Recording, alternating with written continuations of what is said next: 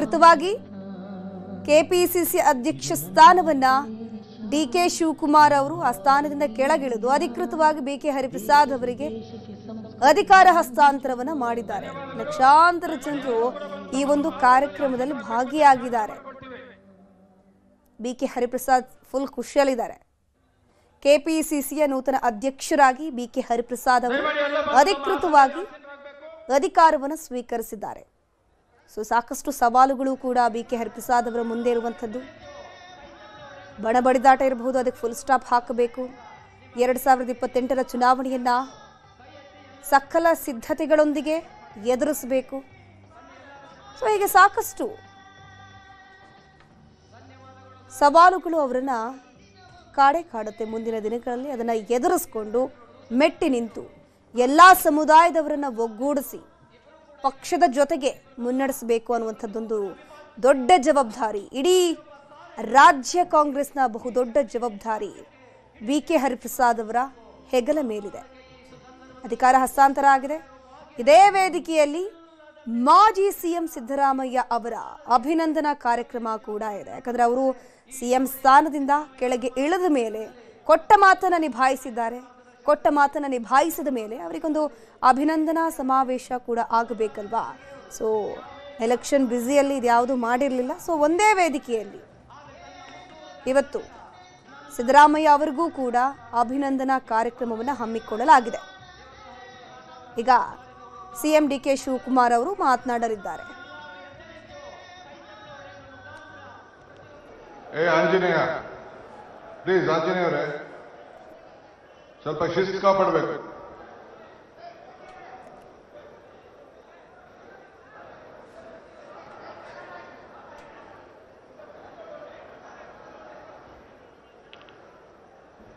जय हिंद, जय हिंद, जय हिंद। श्रीमती सोनिया गांधी की, मल्लिकार्जुन खड़गे की, राहुल गांधी की। बंधुगळे सुम्ने बंधुगळे तावेल्ल ಕೂಡ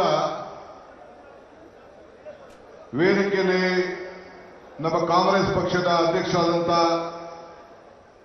ಎಐಸಿಸಿ ಅಧ್ಯಕ್ಷರಾದಂಥ ಶ್ರೀ ಮಲ್ಲಿಕಾರ್ಜುನ್ ಖರ್ಗೆ ಸಾಹೇಬ್ರೆ, ನಮ್ಮ ಪಕ್ಷದ ಉಸ್ತುವಾರಿಯನ್ನು ವಹಿಸತಕ್ಕಂಥ ನಮ್ಮ ಪ್ರಧಾನ ಕಾರ್ಯದರ್ಶಿಗಳಾದಂಥ ಸುರ್ಜೇವಾಲಾ ಸಾಹೇಬ್ರೆ, ಮಾಜಿ ಮುಖ್ಯಮಂತ್ರಿಗಳಾದಂಥ ಸಿದ್ದರಾಮಯ್ಯ ಸಾಹೇಬ್ರೆ, ನಮ್ಮ ಹಿರಿಯರಾದಂಥ ಮಾಜಿ ಮುಖ್ಯಮಂತ್ರಿಗಳಾದಂಥ ವೀರಪ್ಪ ಮೊಯ್ಲಿ ಸಾಹೇಬ್ರೆ,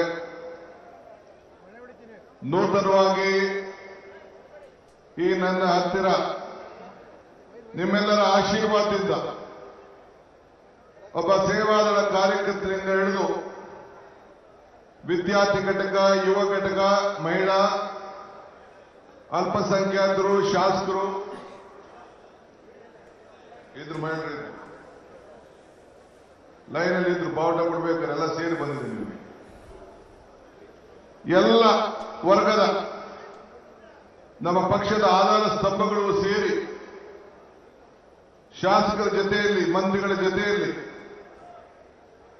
ಏನು ನಮ್ಮ ಕಾಂಗ್ರೆಸ್ ಧ್ವಜವನ್ನ ಸಿದ್ದರಾಮಯ್ಯನವರಿಗೆ ತಲುಪಿಸಿ ಅವರಿಂದ ನನಗೆ ಬಂದು ನಾನು ನಿಮ್ಮೆಲ್ಲರೂ ಕೂಡ ಏನು ಸೋನಿಯಾ ಗಾಂಧಿಯವರು ನನಗೆ ಮಾರ್ಚ್ 10ನೇ ತಾರೀಕು 2020ರಂದು ಕಾಂಗ್ರೆಸ್ ಪಕ್ಷದ ಅಧ್ಯಕ್ಷರಾಗಿ ನೇಮಕ ಮಾಡಿ ಆವತ್ತು ದಿನ ಇಂಥ ದೊಡ್ಡ ಸಭೆಯನ್ನ ನನ್ನ ಕೈಲಿ ಮಾಡೋಕ್ಕಾಗಲಿಲ್ಲ. ಕಾರಣ ಬಿಜೆಪಿಯವರು ನನಗೆ ಅವಕಾಶವನ್ನು ಕೊಡಲಿಲ್ಲ. ಆದರೆ ಪ್ರತಿಯೊಂದು ಪಂಚಾಯಿತಿಯಲ್ಲೂ ಕೂಡ ಹೊಸ ಇತಿಹಾಸವನ್ನು ಸೃಷ್ಟಿ ಮಾಡಿ ಝೂಮ್ನಲ್ಲಿ 11,000ಕ್ಕೂ ಹೆಚ್ಚು ಕಡೆ ಆ ಝೂಮ್ ಮುಖಾಂತರ ಪ್ರತಿಜ್ಞಾನ ಸ್ವೀಕಾರ ಮಾಡಿ ಸಂವಿಧಾನವನ್ನ ಪಠಿಸಿ ಅವತ್ತು ನಾನು ದಿನೇಶ್ ಗುಂಡೂರಾವ್ ಹತ್ರ ಅಧಿಕಾರವನ್ನು ತೆಗೆದುಕೊಂಡೆ. ಆ ಸಾಕ್ಷಿ ಆದ ಮೇಲೆ ಇವತ್ತು ಮತ್ತೆ ನಾನು ಇಡೀ ರಾಜ್ಯವನ್ನ ನಿಮ್ಮೆಲ್ಲರ ವಿಶ್ವಾಸದಿಂದ, ನಿಮ್ಮೆಲ್ಲರ ಸಹಕಾರದಿಂದ ನಾನು ನಿರೀಕ್ಷೆ ಮಟ್ಟದಲ್ಲಿ ಸೇವೆ ಎಷ್ಟು ಮಟ್ಟಕ್ಕೆ ಮಾಡಿದೀನೋ ಅಂತೇಳಿ ನಿಮ್ಗೆಲ್ಲ ಅರಿವಿದೆ. ಕೆಲವು ತಪ್ಪುಗಳು ಆಗಿರ್ಬೋದು, ಒಳ್ಳೆ ಕೆಲಸಗಳಾಗಿರ್ಬೋದು, ಆದರೆ ನಾನು ಶಕ್ತಿ ಮೀರಿ ನನ್ನ ಕಾರ್ಯಕರ್ತರಿಗೆ ಸೇವೆಯನ್ನು ಮಾಡಿದ್ದೇನೆ ಅಂತೇಳಿ ನನ್ನ ಆತ್ಮಕ್ಕೆ ನಾವು ವಿಶ್ವಾಸ ಇದೆ. ನಾನು ಸ್ವಲ್ಪ ಮನುಷ್ಯ, ನನ್ನ ಕೈಲಿ ಅನೇಕ ತಪ್ಪುಗಳು ಕೂಡ ಆಗಿರ್ಬೋದು. ನಮ್ಮ ಕಾರ್ಯಕರ್ತರ ಸೇವೆಯನ್ನು ಗುರುತಿಸಿ ನನ್ನ ಕೈಲಾದಂಥ ರೀತಿಯಲ್ಲಿ ಪಕ್ಷದ ಸಂಘಟನೆಯನ್ನು ಮಾಡಿ ಇವತ್ತು ರೈತರ, ಕಾರ್ಮಿಕರ, ಯುವ ಪೀಳಿಗೆಗೆ ಮತ್ತು ವಿವಿಧ ರೀತಿಯಲ್ಲಿ ನಿಮ್ಮ ಕಾರ್ಯಕರ್ತರ ಒಬ್ಬ ಮನೆಯ ಮಗನಾಗಿ ನಾನು ಒಬ್ಬ ಕಾರ್ಯಕರ್ತನೆ ಅಂತೇಳಿ ಇವತ್ತು ನಿಮ್ಮೆಲ್ಲರೂ ಕೂಡ ನನ್ನ ಸಾಕ್ಷಾಂಗ ನಮಸ್ಕಾರಗಳನ್ನು ಅರ್ಪಿಸಿ ಇವತ್ತು BK ಹರಿಪ್ರಸಾದ್ ಒಬ್ಬ ಹಿರಿಯ ಕಾರ್ಯಕರ್ತರಿಗೆ ನನ್ನ ಅಧಿಕಾರವನ್ನು ಹಸ್ತಾಂತರವನ್ನು ನಾನು ಮಾಡಿದ್ದೇನೆ. ನಾನು ಆಗಾಗ ಒಂದು ಮಾತು ಹೇಳ್ತಾ ಇದ್ದೀನಿ, ಕಾಂಗ್ರೆಸ್ ಶಕ್ತಿ ದೇಶದ ಶಕ್ತಿ, ಕಾಂಗ್ರೆಸ್ ಇತಿಹಾಸ ದೇಶದ ಇತಿಹಾಸ. ಕಾಂಗ್ರೆಸ್ ಅಧಿಕಾರಕ್ಕೆ ಬಂದ ಎಲ್ಲ ವರ್ಗದ ಜನರು ಅಧಿಕಾರಕ್ಕೆ ಬಂದಂಗೆ ಅಂತ ಹೇಳಿ ಇವತ್ತು ನಾವೆಲ್ಲ ವಿರೋಧ ಪಕ್ಷದಲ್ಲಿದ್ದಾಗ ಕೋವಿಡ್ ಸಂದರ್ಭದಲ್ಲಿ ಇವತ್ತು ನಾನು ಮತ್ತು ಸಿದ್ದರಾಮಯ್ಯನವ್ರನ್ನ ಅವತ್ತು ವಿರೋಧ ಪಕ್ಷದ ನಾಯಕರಾಗಿ ಮತ್ತೆ ಆಯ್ಕೆಯನ್ನ ಶ್ರೀಮತಿ ಸೋನಿಯಾ ಗಾಂಧಿ ಅವರು ಮಾಡಿದ್ರು. ನಾವಿಬ್ರು ಜೊತೆ ಸೇರಿ ನಿಮ್ಮೆಲ್ಲರನ್ನು ಕೂಡ ಒಟ್ಟಿಗೆ ತೆಗೆದುಕೊಂಡೋಗಿ ಈ ದೇಶದ ಐಕ್ಯತೆ, ಈ ದೇಶದ ಸಮಗ್ರತೆ, ಈ ದೇಶದ ಶಾಂತಿ ಮತ್ತು ನಮ್ಮ ಸಂವಿಧಾನವನ್ನ ರಕ್ಷಣೆ ಮಾಡಬೇಕು ಅಂತ ಹೇಳಿ ಸಂಕಲ್ಪವನ್ನು ಮಾಡಿ ಅವತ್ತು ಮಲ್ಲಿಕಾರ್ಜುನ್ ಖರ್ಗೆ ಸಾಹೇಬರು ವಿರೋಧ ಪಕ್ಷದ ನಾಯಕರಾಗಿ ಅವತ್ತು ಕೂಡ ಆ ಒಂದು ಅದ್ಭುತವಾದಂತಹ ಕಾರ್ಯಕ್ರಮಕ್ಕೆ ಸಾಕ್ಷಿಯಾಗಿತ್ತು. ಶ್ರೀ ವೇಣುಗೋಪಾಲ್ ಅವರು ನಮ್ಮ ಪಕ್ಷದ ಪ್ರಧಾನ ಕಾರ್ಯದರ್ಶಿಯಾಗಿ ಅವತ್ತು ಕೂಡ ಸಾಕ್ಷಿಯಾಗಿದ್ದು. ಫೋನಲ್ಲಿ ಶ್ರೀಮತಿ ಸೋನಿಯಾ ಗಾಂಧಿ ಅವರು, ರಾಹುಲ್ ಗಾಂಧಿ ಅವರು ಮತ್ತು ಪ್ರಿಯಾಂಕಾ ಗಾಂಧಿ ಅವರು ಕೂಡ ನನಗೆ ಸಂದೇಶವನ್ನು ಕೊಟ್ಟು ಆಶೀರ್ವಾದವನ್ನು ಮಾಡಿದ್ದನ್ನ ನಾವು ಮರೆಯಲಿಕ್ಕೆ ಸಾಧ್ಯ ಇಲ್ಲ. ಅಂತ ಶುಭ ಗಳಿಗೆಯಲ್ಲಿ ಆ ಪ್ರತಿಜ್ಞೆಯನ್ನು ಸ್ವೀಕಾರ ಮಾಡಿ ಅವತ್ತು ಅಧಿಕಾರವನ್ನ ನಿಮ್ಮೆಲ್ಲರ ಸಮ್ಮುಖದಲ್ಲಿ ಪಡೆದೆ. ಕೋವಿಡ್ ಸಂದರ್ಭ, ನಾವ್ಯಾರು ಮನೆಯಿಂದ ಹೊರಗಡೆ ಹೋಗ್ಲಿಕ್ಕೆ ಆಗಲಿಲ್ಲ. ನನ್ನ ವರ್ಕಿಂಗ್ ಪ್ರೆಸಿಡೆಂಟ್ಸು, ಅವತ್ತಿದ್ದಂತ ಎಲ್ಲ ನಾಯಕರುಗಳು ಎಲ್ಲರೂ ಕೂಡ ಕೈ ಜೋಡಿಸಿ ಆ ಕೊರೋನಾದಲ್ಲಿ ಸುಮಾರು ಎಲ್ಲ ಶಾಸಕರನ್ನ, ಅವತ್ತಿದ್ದಂತ ಶಾಸಕರನ್ನ, ಮಾಜಿ ಶಾಸಕರನ್ನ, ನಮ್ಮ ಎಲ್ಲ ಘಟಕದ ಮುಖ್ಯಾಧ್ಯಕ್ಷರನ್ನೆಲ್ಲ ತೆಗೆದುಕೊಂಡು ಇವತ್ತು ನಾವು ಅನೇಕ ಸಮಸ್ಯೆಗಳನ್ನ ಎದುರಿಸ್ತು. ಸಾವಿರಾರು ಜನಕ್ಕೆ, ಲಕ್ಷಾರು ಜನಕ್ಕೆ ಫುಡ್ ಕಿಟ್ ಕೊಟ್ಟು ಬೆಲೆ ಕುಸಿಗೆ ಆಯ್ತಿತ್ತು. ದ್ರಾಕ್ಷಿ ಬೆಲೆ ಬೇರೆ 5 ರೂಪಾಯಿ ಆಗ್ತಿತ್ತು. ಅವತ್ತೆಲ್ಲ ಕೂಡ ಇಡೀ ನಮ್ಮ ರೈತ ಕುಟುಂಬಗಳಿಗೆ ಭೇಟಿ ಕೊಟ್ಟು ಆತ್ಮಧೈರ್ಯವನ್ನು ತುಂಬಿ ಅವತ್ತು ಕೂಡ ಬೆಲೆ ಏರಿಕೆಯನ್ನ ನಿಯಂತ್ರಣ ಮಾಡಬೇಕು, ಇವತ್ತು ಆ ಒಂದು ರೈತರಿಗೆ ಸಂಕಟಕ್ಕೆ ಪಾಲಾಗಬೇಕು ಅಂತೇಳಿ ಕೋಟ್ಯಾಂತರ ರೂಪಾಯಿ ಹಣವನ್ನು ನಮ್ಮ ಕಾಂಗ್ರೆಸ್ ಕಾರ್ಯಕರ್ತರು ಖರ್ಚು ಮಾಡಿ ಇವತ್ತು ಎಲ್ಲರೂ ಕೂಡ ಉಚಿತವಾಗಿ ಫುಡ್ ಕಿಟ್ ಅಲ್ಲದೆ ನಮ್ಮ ತರಕಾರಿಗಳನ್ನು ಕೂಡ ಒದಗಿಸಿಕೊಟ್ಟದ್ದು ತಾವೆಲ್ಲ ಸಾಕ್ಷಿಯಾಗಿ ನಾವು ನೋಡಿದ್ವಿ. ಅನೇಕರು ಇವತ್ತು ಖರ್ಗೆ ಸಾಹೇಬರು ಮನೆಗೆ ಯಾದಗಿರವರು ಉಳಿಕೊಂಡು ಹೋಗ್ತಾ ಇದ್ರು. ನಾನು ಮನೇಲಿದ್ದೆ. ಯಾರು ಬಸ್ ಹೋಗ್ಬೇಕಾಯ್ತು. ಬಿಜೆಪಿ ಸರ್ಕಾರ 700 ರೂಪಾಯಿ ಯಾದಗಿರಿಗೆ ಇದ್ದಂತ ಬಸ್ ಚಾರ್ಜ್ ಅನ್ನ 3200 ರೂಪಾಯಿ ಕೊಡಬೇಕು ಅಂತೇಳಿ ಹೋಗಿ ಹೇಳ್ತಿದ್ರು. ಅವ್ರು ಬಂದು ನನ್ನ ಭೇಟಿ ಮಾಡಿದ್ರು. ಅವನೊಬ್ಬ ನನ್ನ ಮಿತ್ರ ತಿಮ್ಮಯ್ಯ ನನ್ನ ಜೊತೆಲಿ ಕೂತಿದ್ದ. ನಾವೆಲ್ಲ ಸೇರಿ ಮಾತಾಡ್ಕೊಂಡು ತಕ್ಷಣ ಸಿದ್ದರಾಮಯ್ಯ ಹತ್ರ ಮಾತಾಡಿದೆ. ಇನ್ನ ನನ್ನ ಅಧಿಕಾರದ ಹಸ್ತಾಂತರ ನನಗೆ ಅಫಿಷಿಯಲ್ ಆಗಿ ಆಗಿರಲಿಲ್ಲ.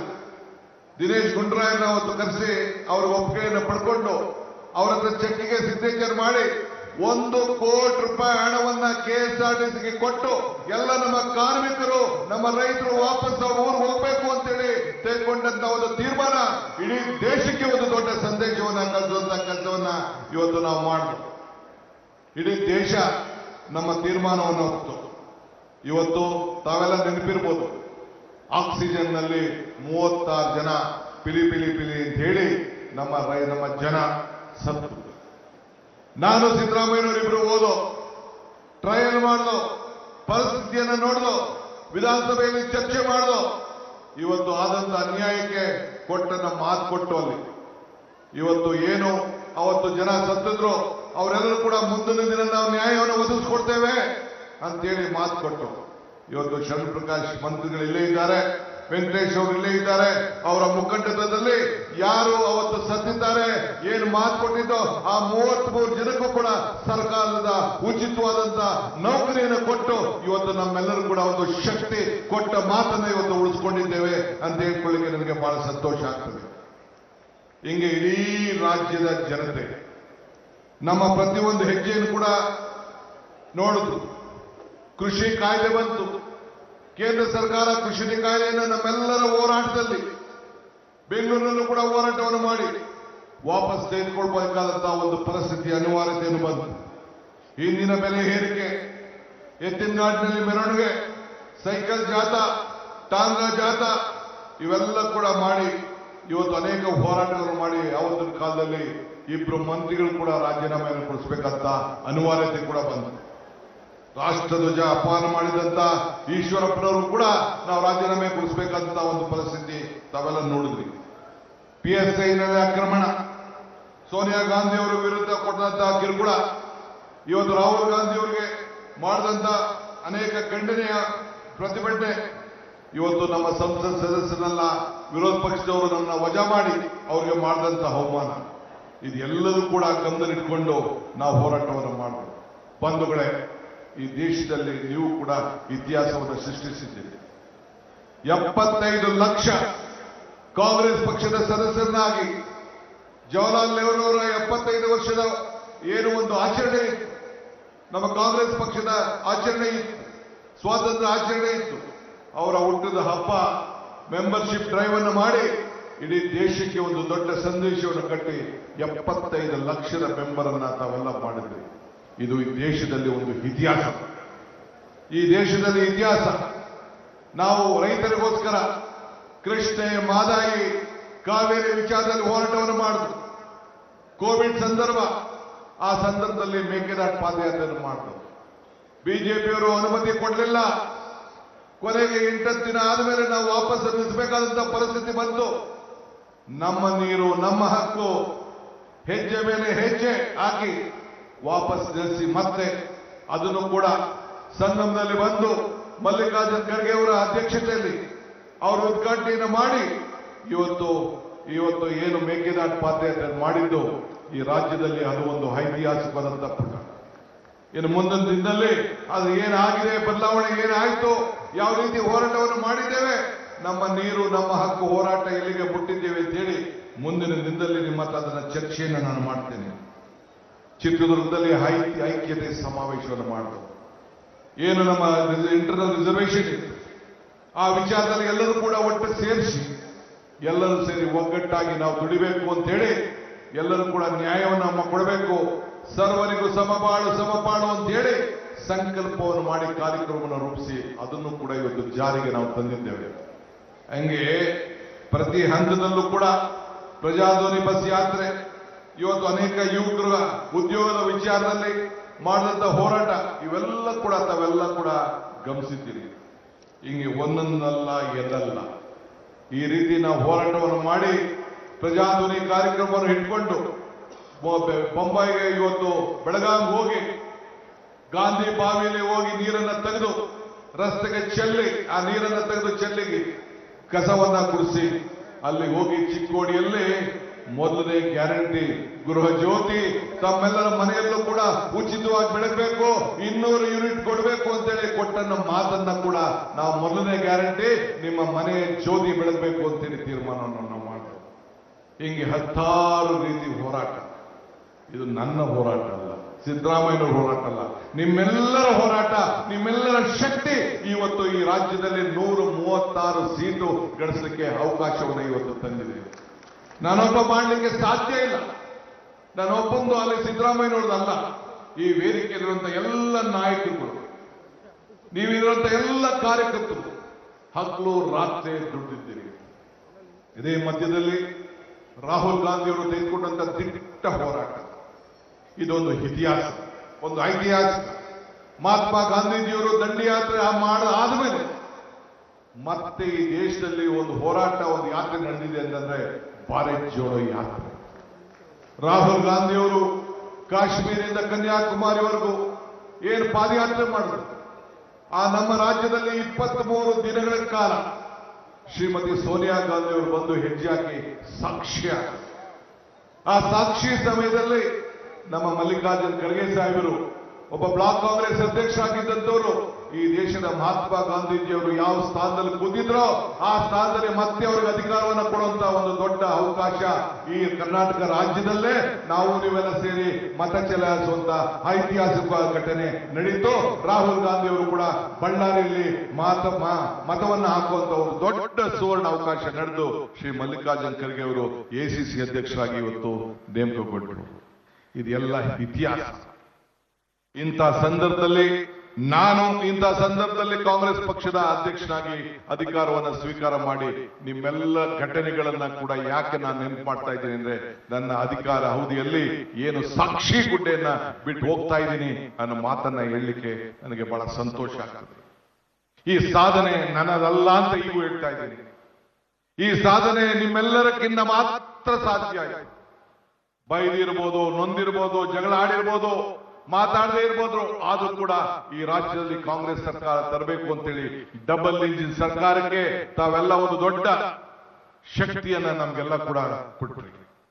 ಈ ಮಧ್ಯದಲ್ಲಿ ಅಧಿಕಾರ ಬಂತು, 136 ಸೀಟ್ ಬಂತು. 136 ಸೀಟ್ ಆದ್ಮೇಲೆ ಮತ್ತೆ ನಾವು ಮಹಾತ್ಮ ಗಾಂಧೀಜಿಯವರು ಅಧಿಕಾರಕ್ಕೆ ತೆಗೆದುಕೊಂಡು 100 ವರ್ಷದ ಸಂಭ್ರಮ ಬೆಳಗಾಮಲ್ಲಿ ನಾವು ಮಾಡ್ತೇವೆ. ಜೈ ಬಾಪು, ಜೈ ಭೀಮ್, ಜೈ ಸಂವಿಧಾನ. ಆ ಸಂವಿಧಾನ ಪುಸ್ತಕವನ್ನ ನಾನು ಕೂಡ ನನ್ನ ಮುಖ್ಯಮಂತ್ರಿಯಾಗಿ ಅಧಿಕಾರ ಸ್ವೀಕಾರ ಮಾಡಿದಾಗ ಹಿಡಿದು ನಾನು ಪ್ರತಿಜ್ಞೆಯನ್ನ ನಾನು ಮಾಡ್ತೇನೆ.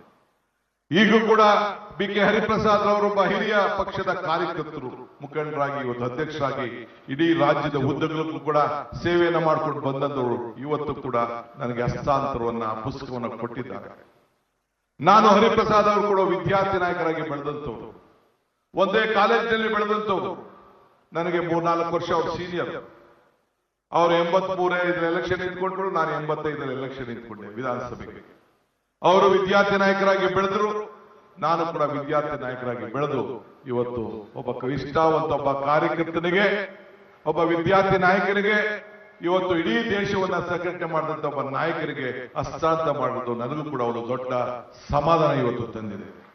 ಇವತ್ತು ನಾನು ಈ ಮಧ್ಯದಲ್ಲಿ ಎಲ್ಲ ವರ್ಗದ ಜನರನ್ನ, ಇವತ್ತು ಮೀನುಗಾರರನ್ನ, ಲಂಬಾಣಿ ಜನಾಂಗನ, ದೌದಾಯ ಸಮಾಜರನ್ನ, ನೇಕಾರರನ್ನ, ತಿಗಳು ಶಕ್ತಿಯ ಸಮಾಜವನ್ನ, ಮಡಿವಾಳದವ್ರನ್ನ, ಗಾಣಿಗರನ್ನ, ಉಪ್ಪಾರರನ್ನ ಎಲ್ಲರೂ ಕೂಡ ಇವತ್ತು ನಾನು ಭೇಟಿಯನ್ನ ಮಾಡಿದ್ದೇನೆ.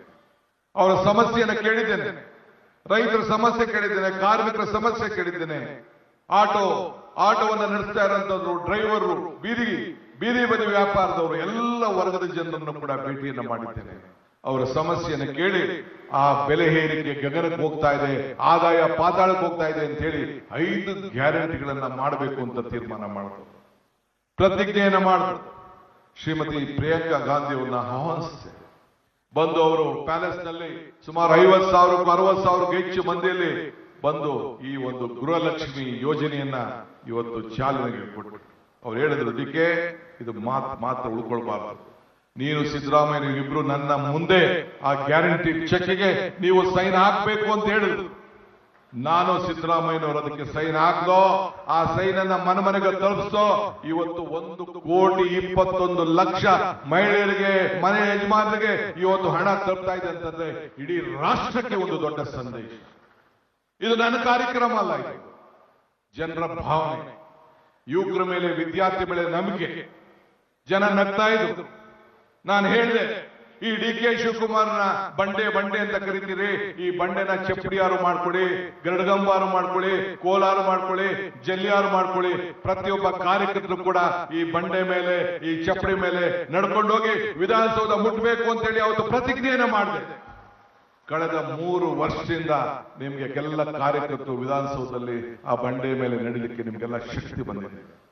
ಇವತ್ತು ಕೂಡ ಮತ್ತೆ ಶ್ರೀ ಸಿದ್ದರಾಮಯ್ಯ ಸಾಹೇಬರು, ನಾನು ಅವ್ರ ಕೈ ಜೋಡಿಸಿ ಜೊತೆಗೆ ಸೇರಿ ಒಟ್ಟಿಗೆ ಒಂದು ಸಣ್ಣ ಸ್ಟೇಟ್ಮೆಂಟ್ ಕೂಡ ನಾನು ತಾಳ್ಮೆಯಿಂದ ನಾನು ಸಿದ್ದರಾಮಯ್ಯ ಸಾಹೇಬರು ಸೋನಿಯಾ ಗಾಂಧಿ ಅವರ ಮುಖಂಡತ್ವದಲ್ಲಿ ನನ್ನ ಹತ್ರ ಏನ್ ಚರ್ಚೆ ಮಾಡಿದ್ರು, ಖರ್ಗೆ ಸಾಹೇಬರ ಮುಖಂಡತ್ವದಲ್ಲಿ ನಾವೆಲ್ಲ ಮಾತುಕತೆ ಮಾಡಿದ್ದು, ಅದಕ್ಕೆ ಒಪ್ಪಂದವನ್ನ ಮಾಡಿಕೊಂಡು ಇವತ್ತು ಹಸ್ತಾಂತರವನ್ನು ನನಗೆ ಈ ಜವಾಬ್ದಾರಿಯನ್ನು ಕೊಟ್ಟಿದ್ದಾರೆ.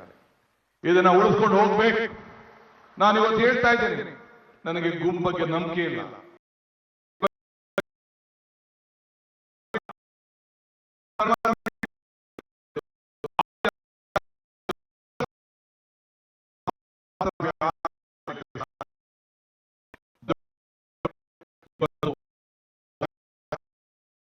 ಸೇರಬೇಕಾಗಿದೆ. ಇವತ್ತು ಅನೇಕ ಪಾದಯಾತ್ರೆಗಳನ್ನ ನಾವು ಮಾಡಿದ್ದೇವೆ. 23 ದಿನಗಳ ಕಾಲ ರಾಹುಲ್ ಗಾಂಧಿ ಅವರು ಮಾಡಿದಂತ ಭಾರತ್ ಜೋಡೋ ಪಾದಯಾತ್ರೆಗೆ ಇವತ್ತು ಸಾಕ್ಷಿಯಾಗಿ ಅವ್ರು ಎಲ್ಲೆಲ್ಲ ಹೆಜ್ಜೆ ಹಾಕಿದ್ರು. ಎಲ್ಲ ಕ್ಷೇತ್ರದಲ್ಲೂ ಕೂಡ ಕಾಂಗ್ರೆಸ್ ಪಕ್ಷ ಅಧಿಕಾರಕ್ಕೆ ಬಂತು. ನೀವು ಚಾಮರಾಜನಗರದಿಂದ ನೆನಪಿಡಿ, ಕೊನೆಗೆ ಬಳ್ಳಾರಿವರೆಗೂ ನೋಡಿ, ಎಲ್ಲ ಕ್ಷೇತ್ರದಲ್ಲೂ ಕೂಡ ಅವರ ಹೆಜ್ಜೆ, ಅವರ ಸಂಘಟನೆ, ನೀವು ಇಡೀ ರಾಜ್ಯದಿಂದ ಮೂಲೆಯಿಂದ ನಮ್ಮ ನಾಯಕರುಗಳೆಲ್ಲ ಕರ್ಕೊಂಡು ಬಂದು ಇವತ್ತು ಶಕ್ತಿಯನ್ನು ತುಂಬಿ ಇಡೀ ದೇಶಕ್ಕೆ ಒಂದು ದೊಡ್ಡ ಸಂದೇಶವನ್ನು ಕೊಟ್ಟಿವಿ. ನಾವು ಕೊಟ್ಟಂತ ಸಂದೇಶ ಪಕ್ಕದ ರಾಜ್ಯಗಳಿಗೂ ಕೂಡ ತಲುಪಿತು. ಆದ್ರಿಂದ ಇವತ್ತು ಅಂತ ಕಾರ್ಯಕ್ರಮವನ್ನು ಯಾರು ಕೂಡ ಮರೆಯಲಿಕ್ಕೆ ಸಾಧ್ಯ ಇಲ್ಲ. ಸಿದ್ದರಾಮಯ್ಯನವರ 75 ಜನ್ಮದಿನ, ಐತಿಹಾಸಿಕವಾದಂತ ಜನ್ಮದಿನ. ಒಬ್ಬ ನಾಯಕ, ಕಾಂಗ್ರೆಸ್ ಕಾರ್ಯಕರ್ತ, ಒಬ್ಬ ಹಿಂದುಳಿದ ವರ್ಗದ ನಾಯಕನಿಗೆ ನೀವು ಮಾಡಿದಂತಹ ಆಶೀರ್ವಾದ ಯಾರು ಕೂಡ ಮರಲಿಕ್ಕೆ ಸಾಧ್ಯ ಇಲ್ಲ. ಅದಾದ ಮೇಲೆ 75ನೇ ವರ್ಷದ ಈ ದೇಶದ ಸ್ವಾತಂತ್ರ್ಯದ ಸಂಭ್ರಮ, ಎಂತ ಸಂಭ್ರಮ! ಸ್ವಾತಂತ್ರ್ಯ ದಿನಾಚರಣೆ, ಸ್ವಾತಂತ್ರ್ಯ ದಿನಾಚರಣೆಗೆ ಸುಮಾರು 4 ಲಕ್ಷ ಜನ ಈ ಮಕ್ಕಳು, ವಿದ್ಯಾರ್ಥಿಗಳು, ಹಿರಿಯರು ಇವತ್ತು ನಡೆದು, ಅವತ್ತು ಟ್ರೈನಲ್ಲೇ 3,72,000 ಜನ ಮೆಟ್ರೋನಲ್ಲಿ ಪ್ರವಾಸ ಮಾಡಿ ಆ ಸ್ವಾತಂತ್ರ್ಯದ ನಡಿಗೆ ಇದೆಯಲ್ಲ, ಈ ದೇಶದಲ್ಲಿ ಮತ್ತೊಂದು ಇತಿಹಾಸ ಅಂತ ಹೇಳಲಿಕ್ಕೆ ನನಗೆ ಬಹಳ ಸಂತೋಷ ಆಗ್ತದೆ. ಬಂಧುಗಳೇ, ಇನ್ನು ಹೆಚ್ಚಿಗೆ ಹೇಳುವಂಥದ್ದು ಇಲ್ಲ. ಈ ದೇಶದಲ್ಲಿ ನನಗೆ ಜವಾಬ್ದಾರಿಯನ್ನು ಕೊಟ್ಟಿದ್ದೀರಿ. ಈ ರಾಜ್ಯದಲ್ಲಿ ನನಗೆ ಜವಾಬ್ದಾರಿಯನ್ನು ಪಕ್ಷ ಕೊಟ್ಟಿದೆ. ಈ ರಾಜ್ಯವನ್ನು ಮುನ್ನಡೆಸಲಿಕ್ಕೆ ನೀವೆಲ್ಲ ಅವಕಾಶವನ್ನ ನಮ್ಮ ಪಕ್ಷ ಕೊಟ್ಟಿದೆ. ನನ್ನ ಮೇಲೆ ನೀವು ಮತ್ತು ನಮ್ಮ ರಾಷ್ಟ್ರೀಯ ನಾಯಕರುಗಳು ಎಲ್ಲ ಸೇರಿ ವಿಶ್ವಾಸವನ್ನು ಇಟ್ಟಿದ್ದೀರಿ. ಇವತ್ತು 6 ಗ್ಯಾರಂಟಿಗಳನ್ನ 5 ಗ್ಯಾರಂಟಿಗಳನ್ನ ನಡೆಸ್ಕೊಂಡು ಬಂದಿದ್ದೇವೆ. ಯಾವ ಕಾರಣಕ್ಕೂ ನಮ್ಮ ಗ್ಯಾರಂಟಿಯನ್ನು ಯಾರು ಕೂಡ ನಿಲ್ಲಿಸಲಿಕ್ಕೆ ಸಾಧ್ಯ ಇಲ್ಲ, ನಾವು ಕೂಡ ನಿಲ್ಲಿಸೋದಿಲ್ಲ ಅನ್ನೋ ಮಾತನ್ನ ಈ ಸಂದರ್ಭ ಹೇಳಲಿಕ್ಕೆ ನಾನು ಬಯಸ್ತಾ ಇದ್ದೇನೆ. ಇವತ್ತು ಇದಲ್ಲದೆ ನಾನು ಅಧಿಕಾರ ತೆಗೆದುಕೊಂಡ ದಿನ ಈಗಾಗಲೇ ನಾವು ಭೂ ಗ್ಯಾರಂಟಿ ಅಂತ ಹೇಳಿ ಪ್ರತಿಯೊಬ್ಬ ರೈತನಿಗೆ, ಪ್ರತಿಯೊಬ್ಬ ನಾಗರಿಕನಿಗೆ ಯಾರೋ ಒಂದು ಆಸ್ತಿಗೆ ದಾಖಲೆಗಳನ್ನು ನಿರ್ಮಾಣ ಮಾಡಬೇಕು ಅಂತೇಳಿ ಎಲ್ಲರೂ ಕೂಡ ಈಗಾಗಲೇ ದಾಖಲೆಗಳನ್ನು ಕೊಡಲಿಕ್ಕೆ ತೀರ್ಮಾನವನ್ನು ಮಾಡಿದ್ದೇವೆ. ಹಳ್ಳಿಗಳಲ್ಲಿ, ಗ್ರಾಮಗಳಲ್ಲಿ ಯಾವ್ದಾದ್ರು ಗ್ರಾಮಗಳನ್ನ ಗುರುತಿಸ್ಲಿಕ್ಕೆ ಆಗಲಿಲ್ಲ, ದಾಖಲೆಗಳು ಸರಿ ಇಲ್ಲ, ಬಿ ಖಾತೆಯಿಂದ ಎ ಖಾತೆ ಮಾಡಿ, ಈ ಖಾತೆ ಮಾಡಿ, ಎಲ್ಲರೂ ಕೂಡ ಅವನ ಆಸ್ತಿಗಳನ್ನ, ಹಕ್ಕನ್ನ ಉಳಿಸ್ಲಿಕ್ಕೆ ಇವತ್ತು ಯಾವ ಸರ್ಕಾರ ಕೂಡ ತೀರ್ಮಾನ ಮಾಡಕ್ಕಾಗಲಿಲ್ಲ. ಹಿಂದೆ ಯಾವ ರೀತಿ ನಮ್ಮ ಮನಮೋಹನ್ ಸಿಂಗ್ ಕಾಲದಲ್ಲಿ ಇವತ್ತು ಅನೇಕ ತೀರ್ಮಾನಗಳನ್ನ ಸಂವಿಧಾನದ ಮುಖಾಂತರ ತೆಗೆದುಕೊಂಡ್ರು. ಇಂದಿರಾ ಗಾಂಧಿ ಅವರ ಕಾಲದಲ್ಲಿ ಇವತ್ತು ಏನು ನರಸಿಂಹರಾವ್, ಇವತ್ತೇನು ನಮ್ಮ ದೇವರಾಜ ಕಾಲದಲ್ಲಿ ಹುಡುಗರಿಗೆ ಭೂಮಿ ಕೊಡಬೇಕು ಅಂತ ತೀರ್ಮಾನವನ್ನು ಮಾಡಿದ್ರು. ಹಂಗೆ ಇವತ್ತು ನಾವೆಲ್ಲ ಕೂಡ ಸಂವಿಧಾನದ ರೀತಿಯಲ್ಲಿ ಇವತ್ತು ಕಾರ್ಯಕ್ರಮವನ್ನು ಮಾಡಿದ್ದೇವೆ. ಪರಿಶಿಷ್ಟ ಜಾತಿ, ಪರಿಶಿಷ್ಟ ಪಂಗಡದ ಕಲ್ಲಿ ಸಿದ್ದರಾಮಯ್ಯನವರ ನೇತೃತ್ವದಲ್ಲಿ ಬೆಳಗಾವಿನಲ್ಲಿ ತೆಗೆದುಕೊಂಡಂತಹ ತೀರ್ಮಾನ ಇಡೀ ದೇಶಕ್ಕೆ ಒಂದು ದೊಡ್ಡ ಮಾದರಿಯಾಗಿ ಇವತ್ತು ಉಳ್ಕೊಂಡಿದೆ. ಆದ್ರಿಂದ ಇವತ್ತು ಎಲ್ಲರೂ ಕೂಡ ಇಂಥ ತೀರ್ಮಾನಕ್ಕೆ ನೀವೆಲ್ಲ ಸಾಕ್ಷಿಯಾಗಿದ್ದೀರಿ. ನಾನು ಅಧಿಕಾರ ತೆಗೆದುಕೊಂಡು ಮೊದಲನೇ ದಿನ ಇನ್ನೇನಾದ್ರು ಒಂದು ಕುಟುಂಬ, ಒಂದು ಶಕ್ತಿಯನ್ನು ಕೊಡಬೇಕು ಅಂತ ಹೇಳಿ ಇವತ್ತು ಎಲ್ಲ ಯುವಕರಿಗೆ, ವಿದ್ಯಾರ್ಥಿಗಳಿಗೆ, ಗಂಡು ಮಕ್ಕಳಿಗೆ ಯಾರು ಉಚಿತವಾಗಿ ಪ್ರಯಾಣ ಮಾಡಕ್ಕೆ ಶಕ್ತಿ ಇಲ್ಲ ಅಂತೇಳಿ ಉಚಿತವಾಗಿ ಫ್ರೀ ಪಾಸ್ ಕೊಡಬೇಕು ಅಂತೇಳಿ ಮೊದಲೇ ತೀರ್ಮಾನವನ್ನು ಕೂಡ ನಾವು ಮಾಡಿದ್ದೇವೆ. ಇದಲ್ಲದೆ ರಾಹುಲ್ ಗಾಂಧಿ ಅವರ ಯಾತ್ರೆ ನೆನಪಿಡಬೇಕು. ಯುವಕರ ಬಗ್ಗೆ ಅಪಾರವಾದಂತ ವಿಶ್ವಾಸ. ಅದಕ್ಕೆ ಪ್ರತಿಯೊಂದು ಪಂಚಾಯಿತಿಯಲ್ಲೂ ಕೂಡ ಸಂಘಟನೆ ಮಾಡಬೇಕು. ಯುವಕರು ಒಂದು ಶಕ್ತಿ. ಈ ದೇಶದಲ್ಲಿ ಯುವಕರು ತೀರ್ಮಾನ ಮಾಡಿದ್ರೆ ಏನ್ ಬೇಕಾದ್ರೂ ಮಾಡ್ಲಿಕ್ಕೆ ಸಾಧ್ಯ ಅಂತ ಹೇಳಿ ಒಂದೊಂದು ಪಂಚಾಯತಿಗೆ 100, 200, 300 ಜನ ಯುವಕರನ್ನ ಸೇರಿಸಬೇಕು, ಯುವಕ ಯುವತಿಯರು ಸೇರ್ಬೇಕು. ಏನು ಈ ದೇಶದಲ್ಲಿ ಭಾರತ್ ಜೋಡೋ, ಏನು ರಾಹುಲ್ ಗಾಂಧಿ ಅವರ ಯಾತ್ರೆ ಶಾಶ್ವತವಾಗಿ ಉಳಿಬೇಕು. ಎಲ್ಲ ಧರ್ಮದವರು, ಎಲ್ಲ ಜಾತಿಯರನ್ನು ಕೂಡ ಒಟ್ಟಿಗೆ ತೆಗೆದುಕೊಂಡು ಹೋಗ್ಬೇಕು. ಆ ಹಿನ್ನೆಲೆಯಲ್ಲಿ ಪ್ರತಿಯೊಂದು ಪಂಚಾಯಿತಿಯಲ್ಲಿ, ಪ್ರತಿಯೊಂದು ವಾರ್ಡಲ್ಲಿ, ಪ್ರತಿಯೊಂದು ನಗರಸಭೆ ವಾರ್ಡಲ್ಲಿ ಒಟ್ಟು 10,000 ಸಂಘಗಳನ್ನ ನಿರ್ಮಾಣ ಮಾಡಿ 1,000 ಕೋಟಿ ರೂಪಾಯಿ ಅದಕ್ಕೋಸ್ಕರ ಮೀಸಲಾಗಿ ಇಡಬೇಕು ಅಂತೇಳಿ ಒಂದು ಕಾರ್ಯಕ್ರಮವನ್ನು ಇವತ್ತು ತೀರ್ಮಾನವನ್ನು ನಾವು ಮಾಡಿದ್ದೇವೆ. ಇದು ದೇಶದ ಐಕ್ಯತೆಯ ಶಕ್ತಿ ಇದೆ. ಜಾತಿ ಧರ್ಮ ಎಲ್ಲ ಬಿಟ್ಟು ಒಗ್ಗಟ್ಟಿಂದ ನಮ್ಮ ಯುವಕರು ಬಾಂಧವ್ಯದಿಂದ ಮೆರಿಬೇಕು. ಆ ದೃಷ್ಟಿಯಿಂದ ಇಂಥ ತೀರ್ಮಾನವನ್ನು ಮಾಡಿದ್ದೇವೆ. ಇದಲ್ಲದೆ ಇನ್ನ 16 ಕಾರ್ಯಕ್ರಮಗಳನ್ನ ಪ್ರತಿದಿನ ಕೂಡ ಮಾಡಿದ್ದೇವೆ. ನಿನ್ನೆ ಕ್ಯಾಬಿನೆಟ್ ಇತ್ತು. OCCC ಬಗ್ಗೆ ಒಂದು ದೊಡ್ಡ ಸಮಸ್ಯೆ ಸುಪ್ರೀಂ ಕೋರ್ಟ್, ಅದನ್ನು ಕೂಡ ತೀರ್ಮಾನವನ್ನು ಮಾಡಿದ್ದೇವೆ. ಇದಲ್ಲದೆ ಇವತ್ತು ಪ್ರಜಾ ಒಂದು ಹೊಸ ಇಲಾಖೆ, ಎಲ್ಲರೂ ಕೂಡ ಯಾರ್ಯಾರು ಹೋರಾಟವನ್ನು ಮಾಡ್ತಾ ಇದ್ದಾರೆ ಅವರೆಲ್ಲರೂ ಕೂಡ ಪ್ರಜಾ ಸೇವೆ, ಎಲ್ಲರೂ ಕೂಡ ಪಬ್ಲಿಕ್ ಗ್ರೀವೆನ್ಸಸ್ ಏನಿದೆ, ನಿಮ್ಮ ಸಮಸ್ಯೆಗಳೇನಿದೆ, ಯಾವುದೇ ಒಬ್ಬ ಸಮಸ್ಯೆ ಇದೆ ಅದಕ್ಕೊಂದು ಪ್ರತ್ಯೇಕವಾದಂತ ಇಲಾಖೆಯನ್ನ ಮಾಡಿ ಅದಕ್ಕೆ ಮಂತ್ರಿಯನ್ನ ನೇಮಕವನ್ನು ಮಾಡುವಂತ ಒಂದು ಐತಿಹಾಸಿಕ ತೀರ್ಮಾನವನ್ನು ಇವತ್ತು ನಾವು ಮಾಡಿದ್ದೇವೆ. ಹಿಂಗೆ ಅನೇಕ ಕಾರ್ಯಕ್ರಮಗಳನ್ನು ಇವತ್ತು ನಾವು ರೂಪಿಸಿದ್ದೇವೆ. ಆದ್ರಿಂದ ನಾನು ತಮಗೆಲ್ಲ ಕೇಳೋದಿಷ್ಟೇ, ಇವತ್ತು ನಿಮ್ಮ ಶಕ್ತಿ, ನಿಮ್ಮ ಆಶೀರ್ವಾದ ನಮ್ಮೆಲ್ಲರೂ ಕೂಡ ಅವಶ್ಯಕತೆ ಇದೆ. ಆದ್ರೆ ನಾನು ಒಬ್ಬರ ಕೈಯಲ್ಲಿ ಮಾಡ್ಲಿಕ್ಕೆ ಸಾಧ್ಯ ಇಲ್ಲ. ನಮ್ಮೆಲ್ಲ ಶಾಸಕರಿಗೂ ಕೂಡ ನಾನು ಹೇಳ್ತಾ ಇದ್ದೇನೆ. ಇವತ್ತು ನಾನು ಮಂತ್ರಿಗಳಿಗೆ ಸಂಪುಟದಲ್ಲಿ ಹೇಳಿದ್ದೇನೆ, ಎಲ್ಲ ಮಂತ್ರಿಗಳು, ಜಿಲ್ಲಾ ಮಂತ್ರಿಗಳು ಕನಿಷ್ಠ ವಾರಕ್ಕೊಂದಿನ ಪ್ರತಿಯೊಬ್ಬ ಮಂತ್ರಿ ಕೂಡ ಪ್ರತಿ ತಾಲೂಕು ಕೂಡ ಭೇಟಿಯನ್ನು ಕೊಟ್ಟು ಈ ಅಹವಾಲನ್ನು ಸ್ವೀಕಾರ ಮಾಡಿ ಪ್ರಜೆಗಳ ಸೇವೆಯನ್ನ ಮಾಡಬೇಕು, ಅವರ ಅಹವಾಲನ್ನು ಸ್ವೀಕರಿಸಬೇಕು, ಅವರ ಸ್ಪಂದಿಸಬೇಕು ಅಂತೇಳಿ ಈಗಾಗಲೇ ನಾನು ಮನವಿಯನ್ನು ಕೂಡ ನಾನು ಮಾಡಿದ್ದೇನೆ. ಸೊ ಅದರಿಂದ ಯಾರೇ ಎಷ್ಟು ದೊಡ್ಡವರಾಗ್ಲಿ ನಿಮ್ಮ ಪಂಚಾಯಿತಿಗಳು ಹೋಗಿ ಅಸೆಂಬ್ಲಿ ಕ್ಷೇತ್ರಕ್ಕೆ ಬಂದು ನಿಮ್ಮ ಕಚೇರಿಗಳಿಗೆ ಭೇಟಿಯನ್ನು ಕೊಟ್ಟು, ನಿಮ್ಮ ಕಚೇರಿಗಳಿಗೆ ಭೇಟಿ ಕೊಟ್ಟು ನಿಮ್ಮ ಅಹವಾಲನ್ನು ಸ್ವೀಕಾರ ಮಾಡಿ ನಿಮ್ಗೆ ಶಕ್ತಿ ತುಂಬುವಂತ ಕೆಲಸವನ್ನ ನನ್ನ ಸಹೋದ್ಯೋಗಿಗಳು ಮಾಡ್ತಾರೆ ಅನ್ನೋ ಆತ್ಮವಿಶ್ವಾಸ ನನಗಿದೆ. ಏಕೆಂದ್ರೆ ನಿಮ್ಗೆ ಶಕ್ತಿ ಕೊಟ್ರೆ ನಮ್ಗೆ ಶಕ್ತಿ, ನೀವು ಶಕ್ತಿಯಾಗಿದ್ರೆ ನಾವು ಶಕ್ತಿಯಾಗಿರ್ತೇವೆ. ಹಂಗೆ ಅದ್ರ ಜೊತೆಗೆ ಇವತ್ತು ನಮ್ಗೆ ಕಾಂಗ್ರೆಸ್ ಕಚೇರಿ ಅಂದ್ರೆ ಒಂದು ದೇವಸ್ಥಾನ. ಹಿಂದೆ ದೇವಸ್ಥಾನ ಹೇಗಿತ್ತು ಕಾಂಗ್ರೆಸ್ ಕಚೇರಿ, ಈಗ ಏನಿದೆ 100 ವರ್ಷದ ಇತಿಹಾಸದಲ್ಲಿ ಏನಾದ್ರು ಒಂದು ನೆನಪನ್ನು ಬಿಟ್ಟು ಹೋಗ್ಬೇಕಲ್ಲ, ಸಾಕ್ಷಿ ಬಿಟ್ಟು ಹೋಗ್ಬೇಕಲ್ಲ. ಇವತ್ತು ನಾನು ಸಿದ್ದರಾಮಯ್ಯನವರೆಲ್ಲ ಕ್ಯಾಬಿನೆಟ್ ಚರ್ಚೆ ಮಾಡಿ, ನನ್ನ ಸಹೋದ್ಯೋಗಿಗಳ ಚರ್ಚೆ ಮಾಡಿ 100 ಕಡೆ ಹೊಸ ಕಚೇರಿಯನ್ನ, ಗಾಂಧಿ ಭಾರತದ ಹೆಸರಿನಲ್ಲಿ ಹೊಸ ಕಡೆ ಕಾಂಗ್ರೆಸ್ ಕಚೇರಿಯನ್ನ ಮಾಡಲಿಕ್ಕೆ ಎಲ್ಲ ಜಾಗಗಳನ್ನ ಮಂಜೂರಾತಿಯನ್ನ ಮಾಡಿಸಿದ್ದೇವೆ. ಇದೊಂದು ಇಡೀ ದೇಶಕ್ಕೆ ಒಂದು ಇತಿಹಾಸ ಪುಟಕ್ಕೆ ನಿಮ್ಮ ರಾಜ್ಯ ಸೇರಿದೆ. ಇದಕ್ಕೆ ಸಹಕಾರ ಕೊಟ್ಟಂತ ನನ್ನ ಸಹೋದ್ಯೋಗಿಗಳು, ಮಂತ್ರಿಗಳು, ಮಾಜಿ ಮುಖ್ಯಮಂತ್ರಿಗಳಾದ ಸಿದ್ದರಾಮಯ್ಯನವರು ಮತ್ತೆ ಎಲ್ಲರೂ ಕೂಡ ಈ ಸಂದರ್ಭದಲ್ಲಿ ತುಂಬ ಹೃದಯದ ಶುಭವನ್ನ ಹಾರೈಸ್ತೇನೆ, ಅಭಿನಂದನೆ ಮಾಡಲಿಕ್ಕೆ ಸಂದೆ. ನಾನು ಯಾರು ಶಾಶ್ವತ ಅಲ್ಲ, ನೀವು ಯಾರು ಸಾಕ್ಷತೆ ಇಲ್ಲ. ಆ ನಮ್ಮ ಕಾಂಗ್ರೆಸ್ ಪಕ್ಷದ ದೇವಸ್ಥಾನಗಳು ಸಾಕ್ಷಿಯಾಗಿ ಉಳ್ಕೊಳ್ತದೆ. ಅದು ಪ್ರತಿಯೊಬ್ಬ ಕಾರ್ಯಕರ್ತರು ಕೂಡ 10 ರೂಪಾಯಿ, 100 ರೂಪಾಯಿ ಕೊಟ್ಟು ನೀವು ಆ ಬಿಲ್ಡಿಂಗ್ ಗಳನ್ನ ಕಟ್ಟಿ ಆ ಒಂದು ದೇವಸ್ಥಾನಗಳಿಗೆ ತಾವೆಲ್ಲ ಕೂಡ ಅಡಿಪಾಯವನ್ನು ಹಾಕ್ಬೇಕು. ಆ ದೇವಸ್ಥಾನದಲ್ಲಿ ನಿಮ್ಮ ಸೇವೆ ಆಗ್ಬೇಕು, ಎಲ್ಲ ವರ್ಗದ ಜನರು ಸೇರುವಂತ ಒಂದು ಜಾಗ ಆಗ್ಬೇಕು ಅಂತ ಹೇಳಿ ತಮ್ಮಲ್ಲಿ ನಾನು ಪ್ರಾರ್ಥನೆ ಮಾಡಲಿಕ್ಕೆ ನಾನು ಪ್ರಯತ್ನವನ್ನು ಮಾಡ್ತೇನೆ. ಆದ್ರಿಂದ ಇವತ್ತು ಈ ಪ್ರಜಾಸೇವೆ ಇಲಾಖೆಗೆ ಒಂದು ದೊಡ್ಡ ಶಕ್ತಿ ತುಂಬುತ್ತದೆ. ಇದರ ಜೊತೆಗೆ ಕೇಂದ್ರ ಸರ್ಕಾರ ನಮಗೊಂದು ದೊಡ್ಡ ಶಾಕ್ ಕೊಡ್ತಾ ಇದ್ದಾರೆ. ಒಂದು ಅಪಾಯಕ್ಕೆ ತಗುಲಿಸಿದ್ದೇವೆ. ಒಂದು ಅಪಾಯ, ಇನ್ನೊಂದು ಅವಕಾಶ. ಇವತ್ತು ನೀವೆಲ್ಲ ಗಮನಿಸಿದ್ರಿ, ತಮಿಳುನಾಡಿನಲ್ಲಿ 64 ಲಕ್ಷ ಮತವನ್ನು ತೆಗೆದಿದ್ದಾರೆ. 91 ಲಕ್ಷ ಮತವನ್ನು ವೆಸ್ಟ್ ಬೆಂಗಾಲ್ ತೆಗೆದಿದ್ದಾರೆ. ನಿಮ್ಮ ಮತ SIR ಅಂತ ಅಂದ್ರೆ ಪ್ರತಿಯೊಬ್ಬ ಮತದ ಪಟ್ಟಿಯನ್ನ ಹೊಸದಾಗಿ ಮಾಡ್ತಾರೆ. ಈಗಿರುವಂತ ಮತದಾರರಿಗೆ ಯಾವುದು ಕೂಡ ನೀವು ಯಾರು ಬೇರೆ ಬೇರೆ ಏನೋ ಮ್ಯಾಪಿಂಗ್ ಆಗಿದೆ ಅಂತ ತಿಳ್ಕೊಂಡ್ರೆ